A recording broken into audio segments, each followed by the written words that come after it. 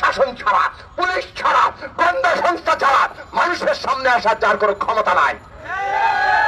Police ছাড়া এবং এই সব রাষ্ট্রের বাহিনী ছাড়া রাজপথে একদিনের জন্য টিকে থাকতে পারবেন কিনা নেমে আসেন। আওয়ামী লীগের সাহস, আওয়ামী লীগের রাজনৈতিক ক্ষমতা সেই দিন আমরা বুঝতে পারবো।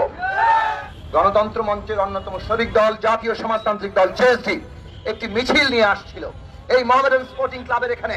পুলিশ তাদের বাধা দিয়েছে এবং তাদের লাঠিচার্জ করেছে। আমরা তীব্র নিন্দা জানাই। আমরা বলতে চাই, আপনারা তো বলেন আন্দোলন চুপসে গেছে, বিরোধী দলের আন্দোলন শুয়ে পড়েছে, চুপসে গেছে, নানান রকম শব্দ ওবায়দুল কাদের সাহেবের ফুলঝুরি। তো চুপসে যাওয়া আন্দোলন, আপনাদের ভাষায় ছোট ছোট এইসব মিছিল, সেইগুলোকে ভয় কেন? কেন পুলিশ বাহিনী নিরাপত্তা দেওয়ার বদলে তাদের উপর লাঠিচার্জ করে? বন্ধুরা আমার, কারণ খুব পরিষ্কার। আওয়ামী লীগ বলে বিরোধী দল, ওই যে পররাষ্ট্রমন্ত্রী, অনেক নাম দিয়েছে তাকে, তার নানান রকম নাম আছে। এইসব ব্যক্তিগত আক্রমণ আমি করি না, সে কারণে সেই সব নাম নিলাম না। পররাষ্ট্রমন্ত্রী মোমেন সাহেব তিনি বলেছেন, আহা বিএনপি অনেক বড় ভুল করে ফেললো, বিরোধী দল অনেক বড় ভুল করে ফেললো, নির্বাচনে আসলো না, কি চমৎকার নির্বাচন হচ্ছে, তাদের রাজনীতিটা শেষ হয়ে যাবে। তা আমরা খালি একটু বলি যে ঠিক আছে বিরোধী দলের রাজনীতি শেষ হয়ে যাবে, আপনাদের রাজনীতিটা কোথায় আছে? আওয়ামী লীগকে এখন বলতে হয় কি, ভোট কেন্দ্রে ভোটার আনাই সবচেয়ে বড় চ্যালেঞ্জ, বলেছে না? ওবায়দুল কাদের সাহেব থেকে শুরু করে সবাই একই কথা বলছেন, ভোট কেন্দ্রে ভোটার আনাই নাকি চ্যালেঞ্জ। বাংলাদেশে 4টি গ্রহণযোগ্য নির্বাচন আছে। 1991 সাল 58% ভোট দিয়েছে মানুষ।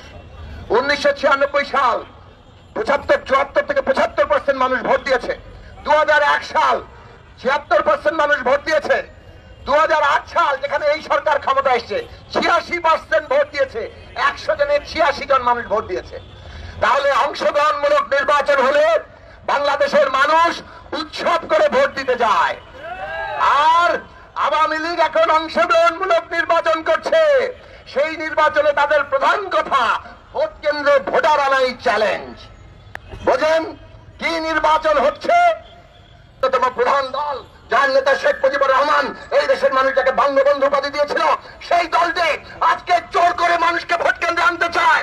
সেই দলটি প্রতারণা করে মানুষের ভোটের অধিকার কেড়ে নিয়ে ওইটাকে নির্বাচন বলে আর জোর করে ক্ষমতায় থাকে।